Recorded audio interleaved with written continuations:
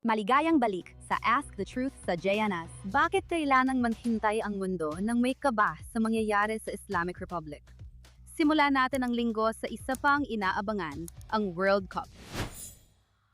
Laging binibigyan diin ng FIFA ang inklusibo at pagkakapantay-pantay. Pero sa Islamic Republic ng Iran, ilang taon na nilang hinahayaan ang kabaligtaran. Hindi lang ito tungkol sa football, kundi kung papanig ang internasyonal na institusyon sa mga Iranian o sa mapanupil nilang rehimen. Sa ngayon, bagsak na bagsak ang FIFA sa pagsubok na yan. Ngayong linggo, inanunsyo ng FIFA na ipagbabawal ang watawat na may leon at araw sa World Cup. Simbolo ng milyon-milyong Iranian at dating watawat ng Iran hanggang 1,970. Ngayon, ang watawat na ito ay hindi bandila ng isang teroristang organisasyon o simbolo ng isa itong maasaysayang simbolo ng pambansang pagkakakilanlan ng mga Iranian na matagal nang umiiral bago pa ang Islamic Republic. Pero tila, naniniwala ang FIFA na masyadong politikal ang simbolong iyon. Samantala, paulit-ulit pinayagan ng FIFA ang mga watawat at simbolismong politikal ng Palestina, pati na ang lantad na politikal na demonstrasyon sa mga stadium sa buong mundo. Naalala mo ba, Morocco sa World Cup? Tinatanggap ang politikal na simbolo ng Palestina, ngunit hindi pinapayagan ang mga kultural at makasaysayang simbolo ng Iran. Ngayon, paalala ko na hindi estado ang Palestina. Ang bandila ng Palestina ay bandila rin ng Palestinian Liberation Organization, na itinuturing na teroristang grupo hanggang unang bahagi ng dekada 90. Hayagang simbolo ito ng politika, ngunit hindi naging hadlam sa FIFA na payagan itong makita sa mga stadium at internasyonal na espasyo ng football sa loob ng maraming taon. Ngunit sa makasaysayang bandila ng Iran, doon nila natakda ng limitasyon. Lampas pa ito sa mga bandila dahil matagal nang binigyang daan, ginawang katanggap-tanggap at ipinagtanggol ng FIFA ang rehimen na umaabuso sa mga atleta, nagbabawal sa kababaihang pumasok sa mga stadium at ginagawang propaganda ang esports. Alam mo bang bawal pumasok ang mga babae sa football stadium sa Islamic Republic? May mga babae na inaresto at inatake dahil lang sa pagnanais manood ng laro ng kanilang koponan. Isa sa kilalang kaso ay si Sahar Khodayari, tinaguriang Blue Girl. Noong 2019, matapos maaresto sa pagtatangkang makapasok sa stadium na nakabihis bilang lalaki at naharap sa posibleng pagkakakulong, sinunog niya ang sarili sa labas ng korte at namatay dahil sa tinamong sugat. Walang ginawa ang FIFA maliban sa walang kwentang pahayag laban sa gender apartheid at pag-uusig sa mga tagahanga. Hindi lang ito tungkol sa kanila. Pati mismo mga atleta ng Islamic Republic ay malupit na inuusig.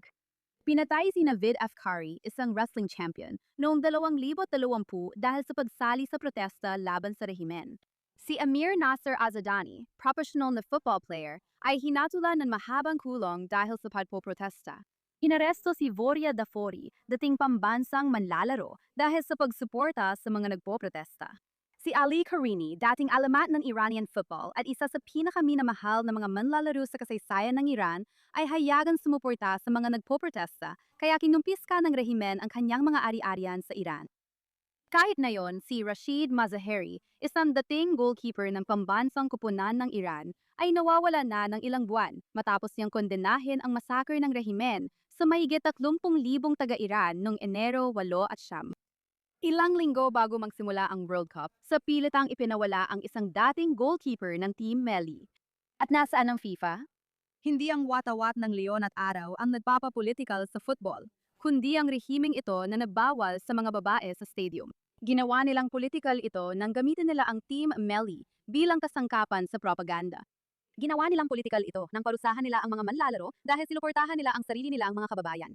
Ginawa nilang political ito nang gawing parang mga puppet ng estado ang mga atleta para nang payagan silang makalaban, at nakikisama pa ang FIFA. Bakit? Tingnan mo ang nangyaring insidente sa Iran women's team sa Australia.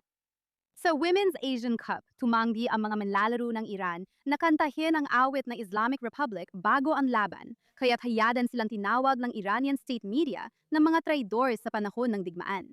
Matapos ang laban, ilang manlalaro ang humingi ng asylum sa Australia dahil sa takot sa kanilang buhay. Tinulungan ng Australian Federal Police na ilabas ang 5 manlalaro mula hotel at palayo sa mamatauhan ng rehimen na nagbabantay sa kanila. Binigyan sila ng Australia ng humanitarian visa, pero hindi pa tapos ang laban. Ilang manlalaro na unang maghanap ng kaligtasan ay nagbago ng isip at bumalik sa Iran matapos silang pagbantaan ng rehimen, pati ang kanilang mga pamilya. Ganito ang sports sa Islamic Republic at walang aksyon ang FIFA. Dapat sumasalamin ang palakasan sa kausayan at malayang kompetisyon, ngunit ginagamit ito ng Islamic Republic bilang soft power. Alam ng FIFA ang paggamit ng palakasan bilang soft power, lalo na sa pagtatakip sa korupsyon.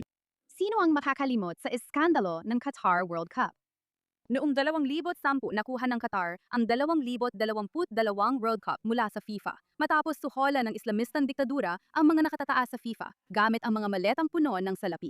Dumating ang 2015 FIFA corruption case kung saan kinasuhan ng US ang mga opisyal ng football at sports marketing executive dahil sa panunuhol at racketeering. Kapag ang FIFA ay parang moral na tagapamagitan kung aling mga bandila at simbolo ang pwede, may karapatan ang mga tao magtanong kung prinsipyo ba talaga ito. Ito ba ay tungkol sa pampulitikang kapakinabangan, pera at pagtatanggol sa rehimeng Islamiko? Tingnan mo paano tinrato ng FIFA ang Rusya kumpara sa iba.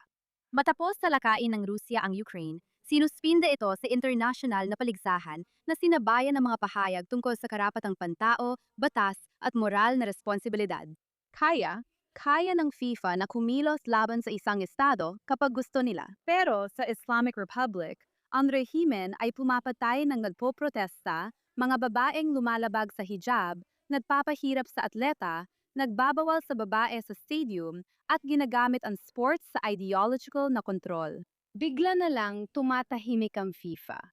Parami ang mga Iranian na nananawagan na suspindihin ang Islamic Republic mula sa kompetisyon ng FIFA at mismo mga patakaran ng FIFA ay nagbibigay sa FIFA ng sapat na batayan para kumilos. Ayon sa Artikulo 3 ng mga batas ng FIFA, ang FIFA ay nakatuon sa paggalang sa lahat ng kinikilalang internasyonal na karapatang pantao at magsisikap na itaguyod ang proteksyon ng mga karapatang ito. Ipinagbabawal ng Artikulo 4 ng mga batas ng FIFA ang diskriminasyon laban sa bansa, pribadong tao o grupo batay sa lahi, kulay, etniko o pambansang pinagmulan, kasarian, kapansanan, wika, relihiyon, opinyong pampulitika o iba pang opinyon. Ayon sa patakaran ng FIFA, dapat nitong gamitin ng impluensya para protektahan ang mga tagapagtanggol ng karapatang pantao at media kapag nanganganib ang kanilang kalayaan. Paano ito maipagkakasundo ng FIFA sa isang rehimen na gumagawa ng ganoong krimen? Hindi nila kaya. Hindi mananahinik ang mga Iranian tungkol dito. Hindi sila hihinto sa pagwagayway ng watawat ng leon at araw, at di rin tatanggapin ang FIFA bilang tagapagpatupad ng mga patakarang pangkultura ng rehimen. Dapat masuspinde ang Islamic Republic sa FIFA at itigil ng FIFA ang pagsasensor sa mga Iranian habang pinoprotektahan ang rehimeng ng aapi sa kanila. Ngayon, bubuwagin natin ang ilang alamat habang hinihintay ng mundo ang mangyayari sa rehimen sa Iran. Simula ng tigil putukan. Walang tigil na ikinakalat ng rehimen ang mito na sinadya ng Amerika na targetin ang isang paaralan ng mga babae sa Minab at pinatay ang mahigit 100 bata. Habang sinusuri mo pa ang mga detalye ng kaso, mas makikita mong malayo ito sa katotohanan. Gusto ng rehimen na isipin ng tao na krimen sa digmaan ang pag-atake dahil may mga batang namatay. Pero hindi yan totoo at narito ang dahilan.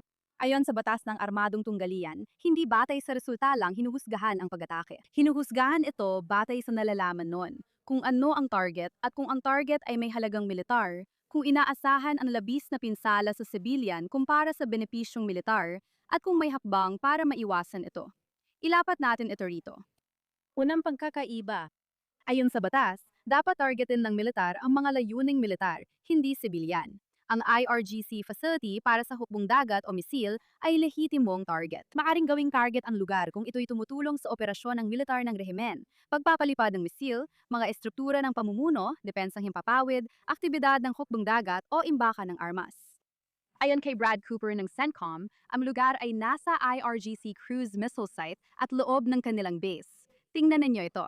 Komplikado ang investigasyon dahil ang paaralan ay nasa aktibong cruise missile base ng IRGC, kaya mas mahirap ito kaysa karaniwang pag-atake.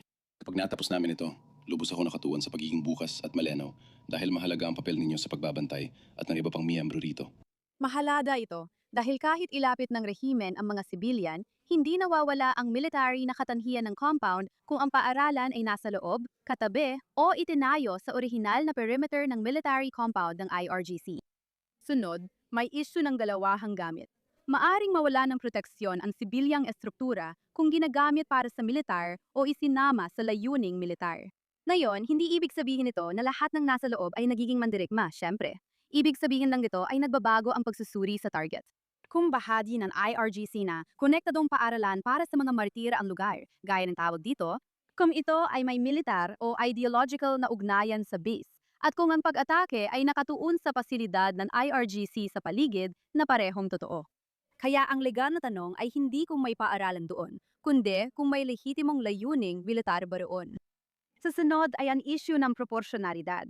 Hindi ibig sabihin nito na walang civilian ang maaring mamatay.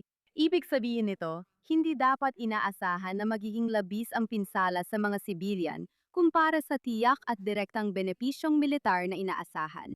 Kung ang target ay IRGC naval or missile site sa gitna ng digmaan, mataas itong halaga sa militar.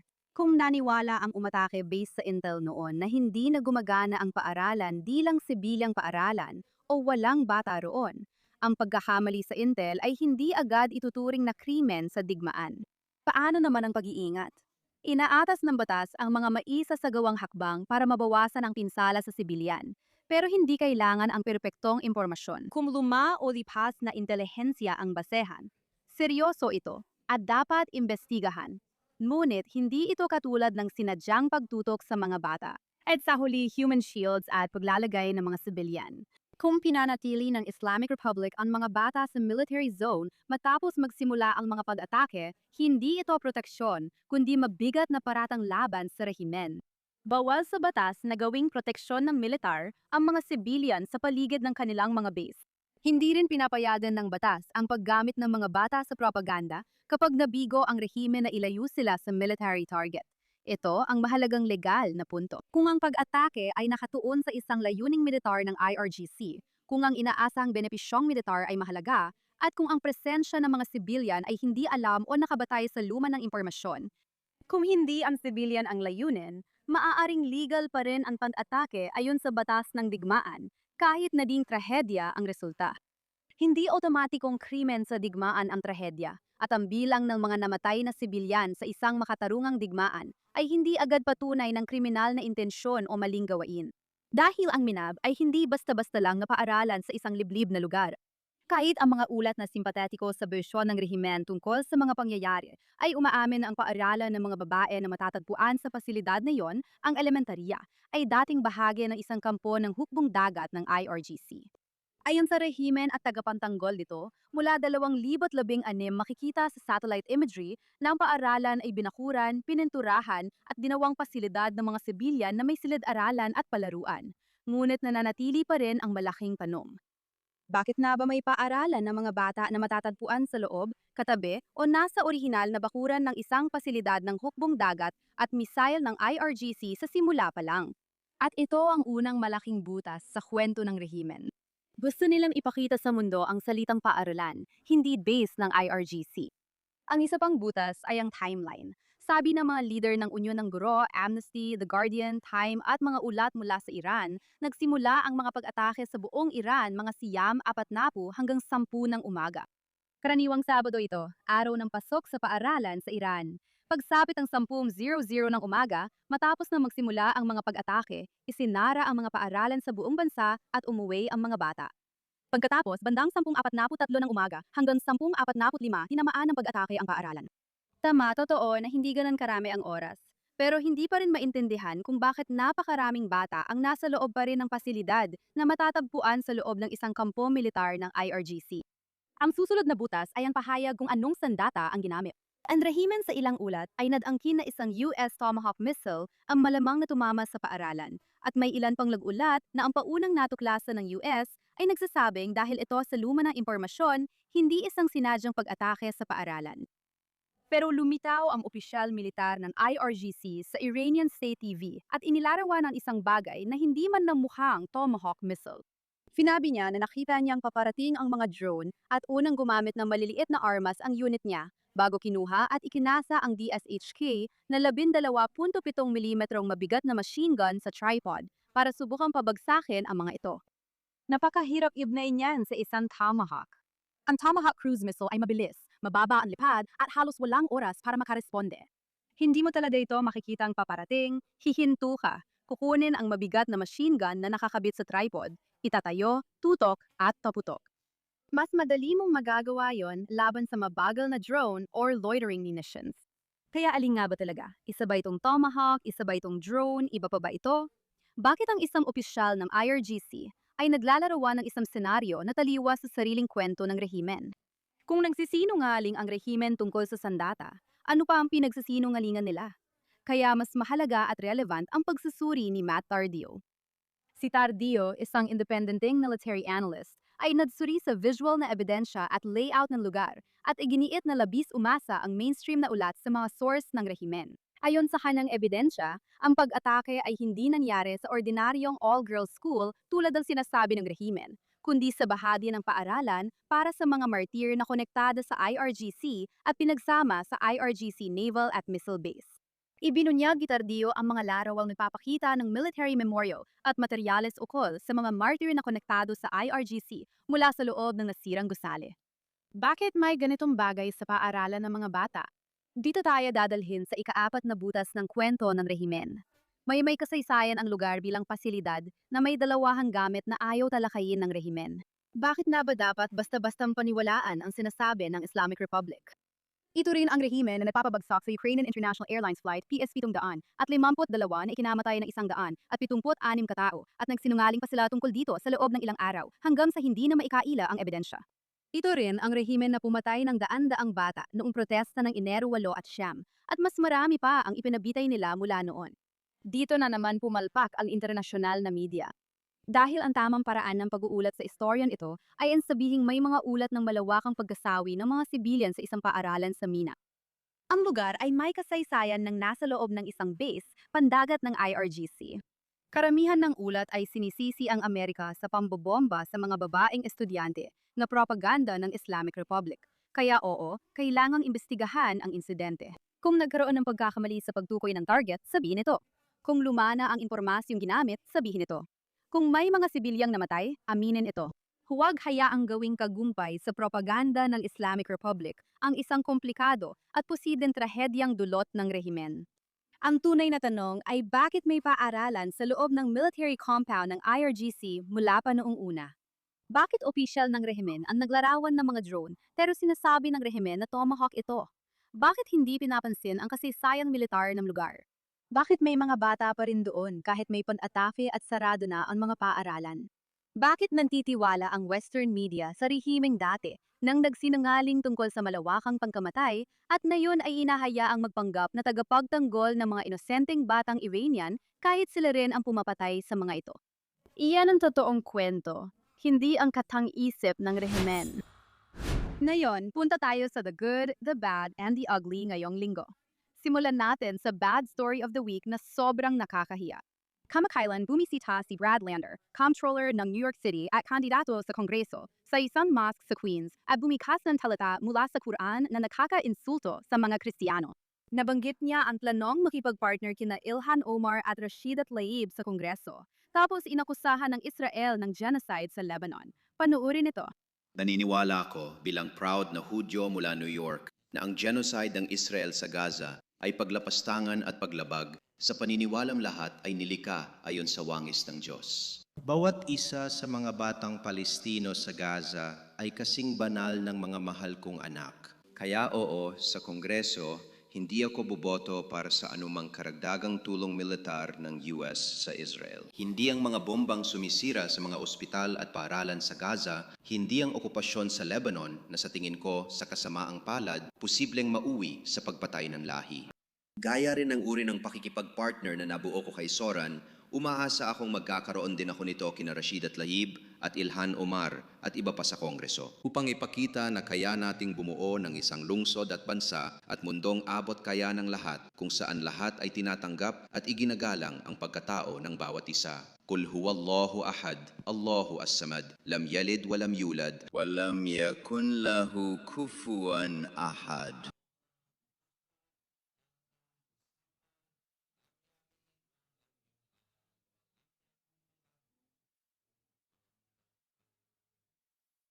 Maraming salamat sa mainit na pagtanggap ninyo sa akin na yon. Una sa lahat, nakakaawang makita ang pagpapakitang ito bilang isang Hudyo. Mayroong isang partikular na kasuklam-suklam sa mga duwag na tulad nito na ginagamit ang kanilang pagkakakilanlan bilang Hudyo para bigyan ng kredibilidad ang paninira laban sa nag-iisang bansang Hudyo sa mundo, habang aktibong nakatayo sa tabi ng mga taong gumagamit ng retorikang Islamista tungkol sa mga hindi naniniwala.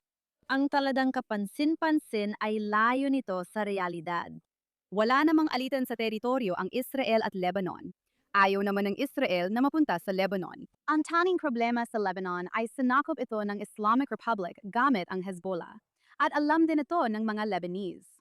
Pero abala si Brat sa pagsipsip sa mga Islamista, kaya di niya alam yon. Desperado siyang magpabango ng imahe, kaya napunta siya sa event kung saan nagdasal ang imam na dumating ang Mahdi na may dalang espada laban sa mga hindi naniniwala. Ito ang perpektong paglalarawan ng suicidal empathy ayon kay Gad Saad, isang politiko mula Kanduran na nagsasabing ipinaglalaban ang demokrasya, pagtanggap, karapatan ng kababaihan at pluralismo na nasa isang silid. Ginagawang karaniwan ang mga pahayag na sana'y kinokondena kung mula sa ibang relihiyoso o politikal na grupo. Sa totoo lang, nakakahiya pa ng panuorin. Kamakailan, iniulat ng DDC na sa Afghanistan na kontrolado ng Taliban, napipiritang ibenta ng ilang ama ang kanilang mga anak na babae sa pag-aasawa habang menor de edad pa dahil sa kahirapan. At sa hindi malamang dahilan, naipakita pa ng kwento na ang mga lalaking nagbebenta ng bata ang pangunahing biktima. Panuurin mo. Sa bahay ni Tul Rashid Azimi, bigla naming nasaksihan ang tindi ng epekto. Tinawag niya ang kanyang mga anak na babae. Magkambal sina Rukia at Ruhia. Sila ay 7 taong gulang. Gustong ipaliwanag ni Abdul kung bakit siya gumagawa ng mahihirap na desisyon. Sagrado Becker, alam mo na naging mga bata kayo. Handa na akong ibenta ang aking mga anak na babae. Mahirap ako at may utang. Umuwi ako na tuyong-tuyo ang labi, balisa at litong-lito. Lumapit sa akin ang mga anak ko at nagsabing, "Baba, bigyan mo kami ng tinapay."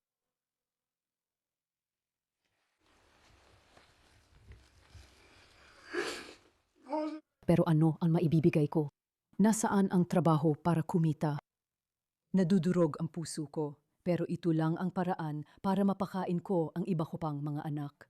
Abdul. Sabi niya, Si Iyata ng BBC lang ang kayang gawing biktima sa kwento ang mga lalaking nagbebenta ng anak nilang babae sa sex slavery, kahit tasuklam-suklam ang gawaing ito.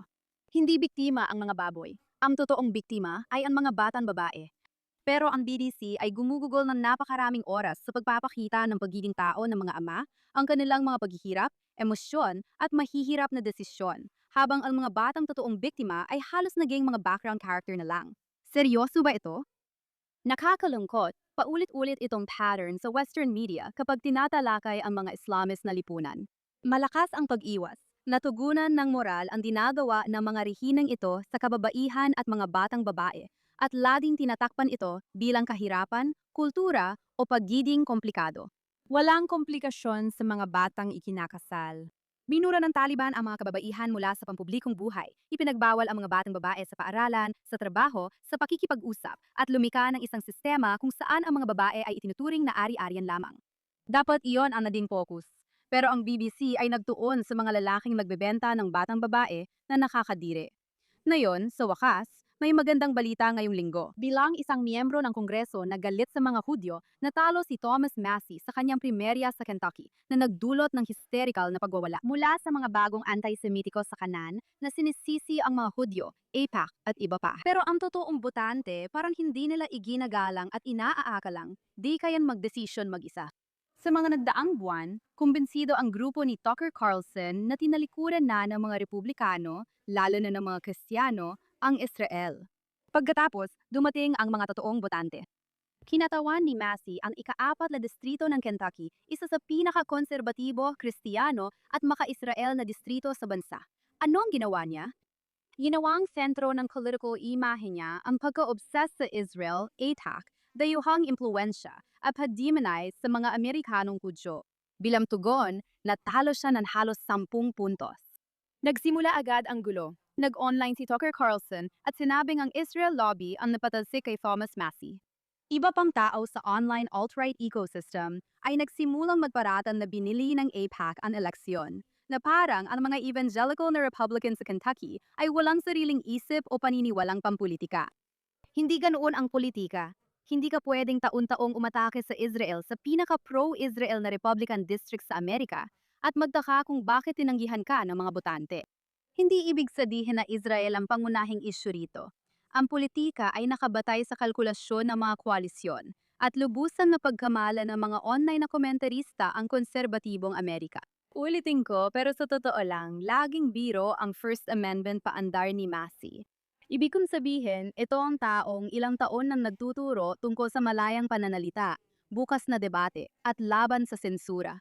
Pero inunahan na akong i-block sa X kahit hindi pa kami nagkakausap dahil galit siya sa mga Hudyo. Ito ang dahilan kung bakit isa siyang napakasamang manloloko. Nagukunwari siyang turista ng malayang pananalita.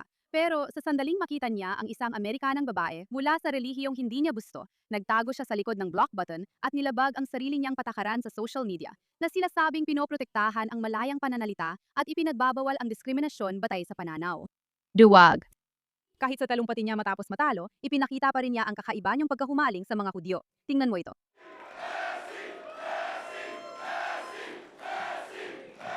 Makinig ka, ako.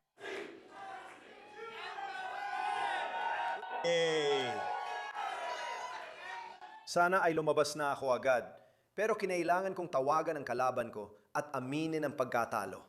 At natagalan ako mahanap si Edgar Rion sa Tel Aviv.